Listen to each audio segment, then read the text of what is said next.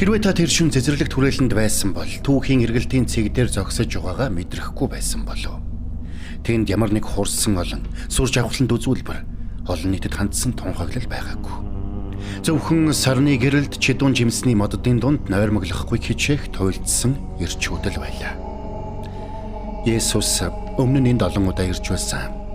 Залбирахад танил газар боловч энэ шөнө огт өөр байлаа. Шавнар нь түүнийг хэрхэн шаналж байгааг харж бас сонсно. Луг номд тэмдэглэснээр түүний хөлс нь газар тусах цусны дусал мэд болсон гэдэг.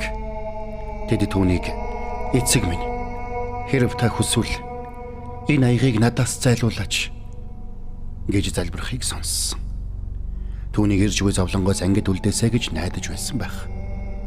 Түүний дараагийн үгс нь гэвч миний хүсэл бус. Харин таны хүсэл биелэгдэх болтугай. Тэнгэр нэргсэнгүй. Тэнгэр элч нарын найрал дуу шүнийг тасалсангүй. Гэсэн хэдиж тэрхүү залбиралд миний хүсэл болон таны хүслийн хоорондох тулаан эцэслэгдсэн юм. Эдэн цэцэрлэгт хүн төрлөختөн өөрт хамааралгүй зүйл рүү гарсан гож байсан.